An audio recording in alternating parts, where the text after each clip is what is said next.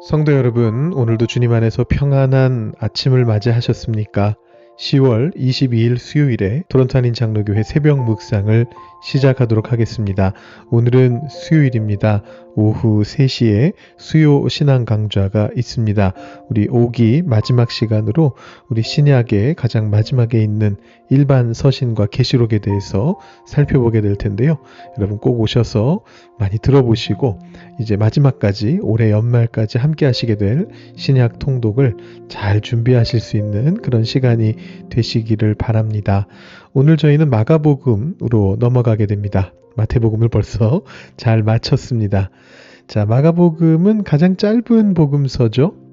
다른 복음서와는 다르게 예수님의 공생의 사역 그 이전 시기에 대해서 전혀 언급하지 않습니다. 지난주 주보 칼럼에서 말씀드렸던 것처럼 마태하고 누가는 예수님의 어린 시절과 족보를 기록하고 있습니다. 1장과 2장에서 각각 그렇게 기록하고 있고요. 요한복음은 태초부터 계셨던 말씀이 육신이 되셨다라는 신학적 탐구가 1장 앞부분에 담겨 있습니다.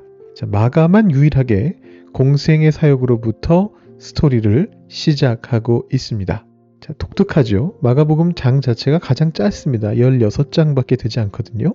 그래서 예전에는 사실 이 마가복음이 마태복음의 요약이다라고 그렇게 여겼던 시절이 있었습니다. 그런데 요즘은 이 마가복음이 최초의 복음서인 것으로 그렇게 간주가 됩니다. 우리 지지난주 김종현 목사님 해주신 수요신앙 강좌 복음서 편에서도 여러분 그 이야기를 들으셨을 텐데요.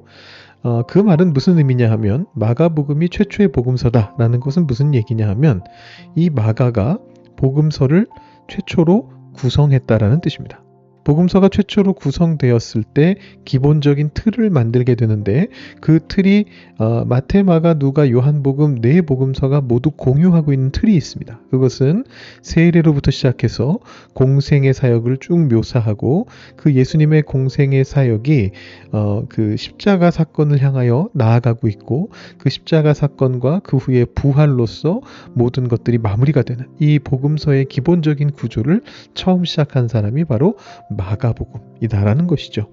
자, 그렇다면 왜 마가복음은 어떤 신학적 선언도 하지 않고 어린 시절에 대한 묘사도 없이 그냥 곧바로 공생의 사역으로부터 복음서를 시작하는 것일까요? 여기에는 의미와 의도가 있습니다. 마가복음 1장은 이러한 선언으로 시작됩니다. 1절 말씀 보시면요.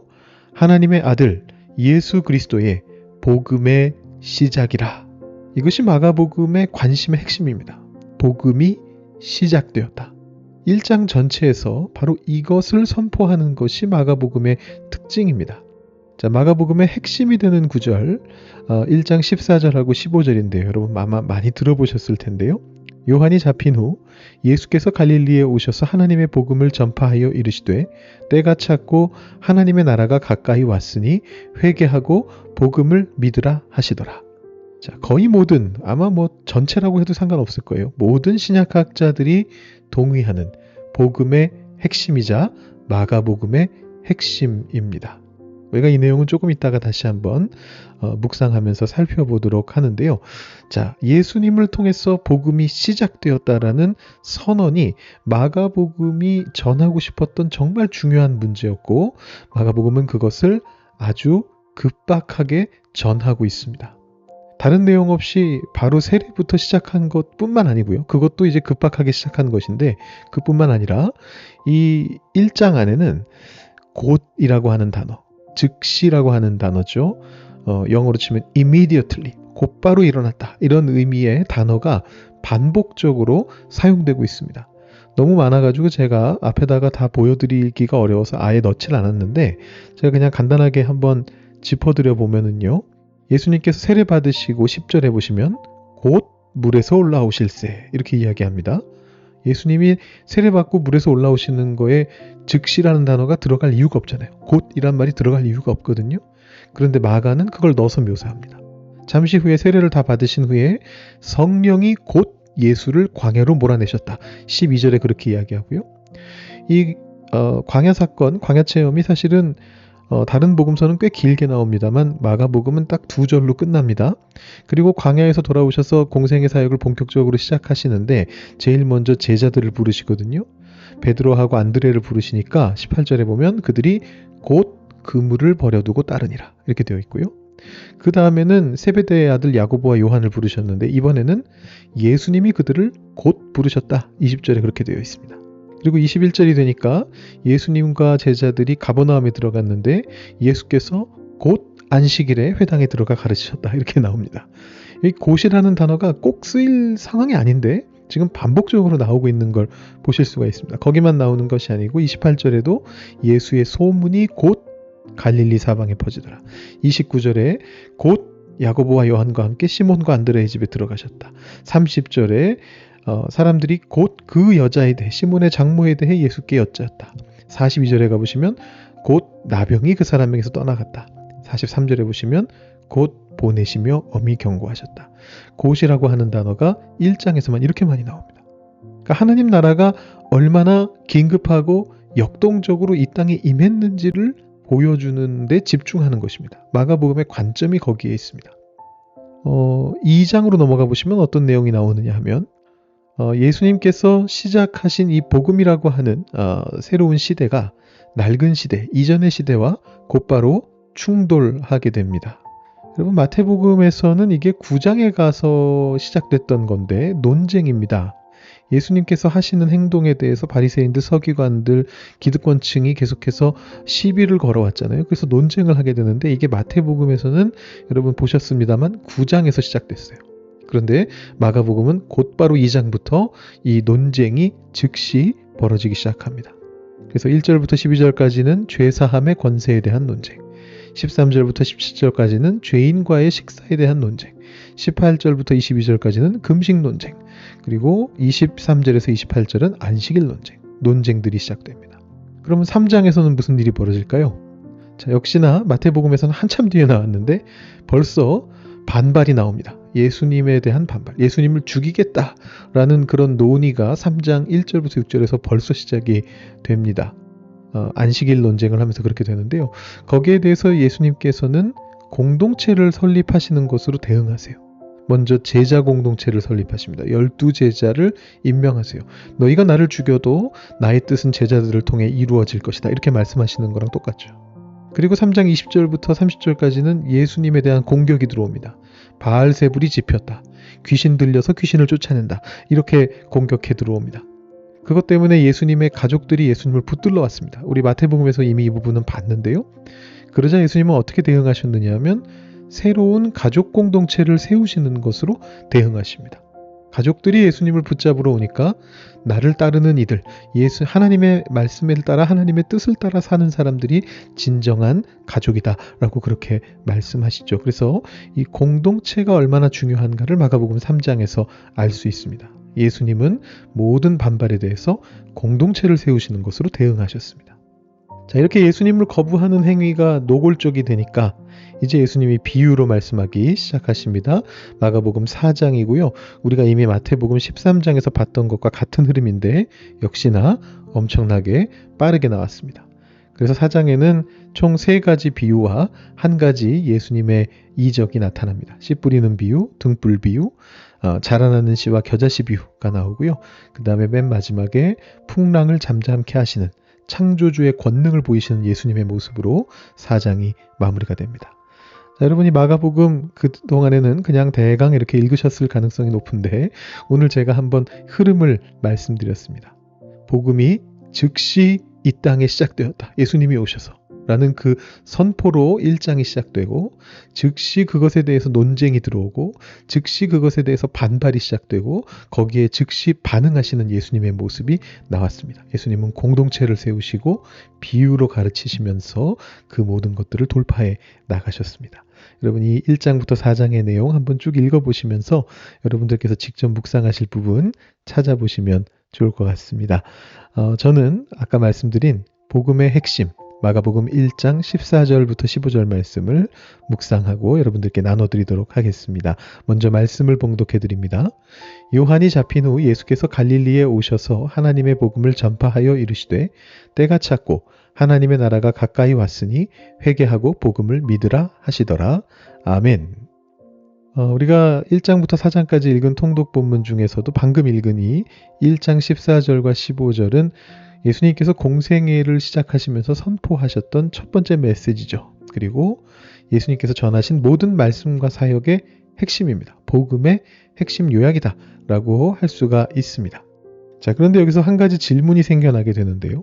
예수님께서 선포하신 복음의 핵심은 하나님 나라가 왔다라는 거였습니다. 그러니 회개하고 복음을 믿으라는 거였죠.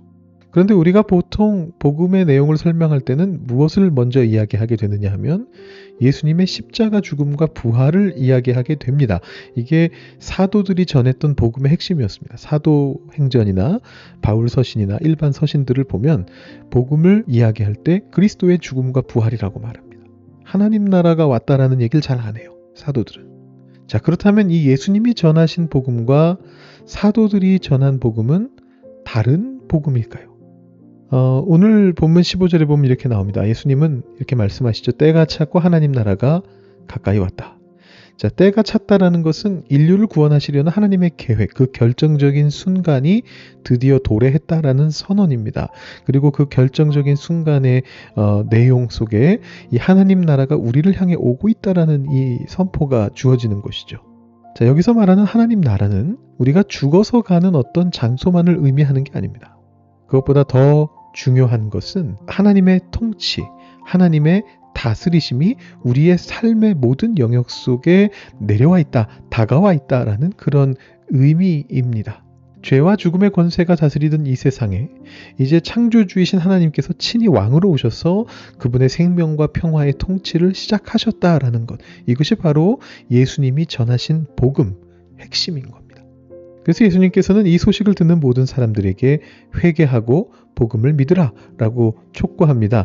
나의 마음속에 있는 왕좌에서 내려와서 이제 하나님께 삶의 주권을 내어드려라 라는 그런 초청인 것이죠.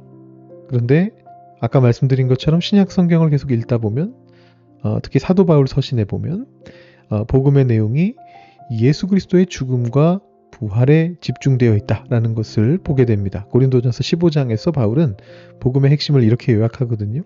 성경대로 그리스도께서 우리 죄를 위하여 죽으시고 장사 지낸 바 되셨다가 성경대로 사흘 만에 다시 살아나셨다.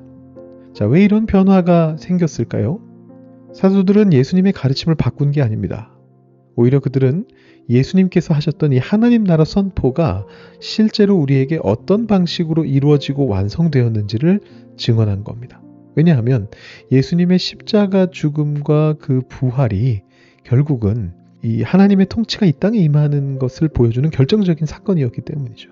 예수님께서 이 땅에서 죄를 용서하시고 치유를 이루시면서 계속해서 보여주셨던 그 사역과 예수님께서 십자가에 죽으시고 부활하신 사역은 떨어질 수 있는 것이 아니에요. 같은 겁니다. 같이 일어난 일입니다. 하나님의 통치를 가로막는 죄의 문제가 십자가 죽음으로 해결이 된 거예요. 그리고 사망 권세를 이기는 하나님의 생명 통치는 부활을 통해서 시작이 되었다라는 것입니다. 그러니까 이 죽음과 부활은 바로 하나님의 통치가 우리 땅에 우리 삶 속에 임하게 될 것이다라는 것을 보여주는 강력한 선포인 것이죠. 풀러 신학교에서 오랜 시간 신약을 가르치신 우리 한국의 아주 대표적인 신약학자죠. 신약학자 김세윤이라고 하는 교수님이 계신데 이 교수님은 이것에 대해서 이렇게 설명하십니다. 예수님께서는 처음에는 하나님 나라를 선포하시는 복음의 선포자였습니다만 마지막에는 당신의 삶을 통해 십자가 죽음과 부활을 통해 스스로 복음의 주제가 되셨다라고 그렇게 설명합니다. 그러니까 이 사도들이 전한 십자가와 부활의 복음 안에는 예수님이 선포하신 하나님 나라의 모든 약속과 능력이 다 담겨 있다라는 것입니다. 우리가 흔히 착각하게 되는 것 중에 하나가 십자가 죽음과 부활에 너무 집중하다가 그 영역이 어디까지 펼쳐지는지를 보지 못하게 되는 경우들이 너무나 많이 있습니다.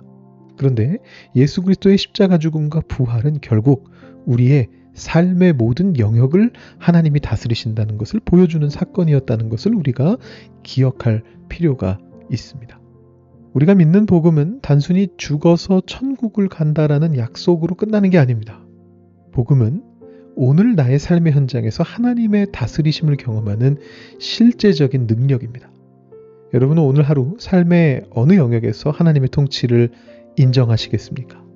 염려와 불안이 다스리는 마음 속에, 미움과 갈등이 다스리는 관계 속에, 세상의 가치관이 다스리는 직장과 가정 속에 하나님 나라가 가까이 왔으니 회개하고 복음을 믿으라 말씀하시는 주님의 음성을 들어야만 합니다. 예수 그리스도의 십자가가 나의 죄를 용서하셨음을 믿고 그분의 부활의 능력이 지금 나와 함께 하심을 믿을 때 우리는 비로소 나의 힘이 아니라 하나님의 통치 아래에서 살아갈 수 있는 힘을 얻을 수 있게 됩니다. 우리 어제 의심 가운데서도 지상명령을 우리에게 주셨던 예수님의 모습을 봤는데요. 오늘 마가복음 1장에서도 우리가 같은 모습을 보게 됩니다. 예수님을 붙잡고 우리의 삶을 바꾸어 갈 수 있습니다. 오늘 하루 예수님께서 선포하시고 또 친히 이루어내신 이 복음의 능력을 힘입어서 여러분의 삶의 모든 자리에서 하나님 나라를 살아내시는 복된 성도님들 되시기를 주님의 이름으로 축원합니다. 우리 함께 기도하시면서 또 묵상하시면서 오늘 하루를 시작하시기 바랍니다.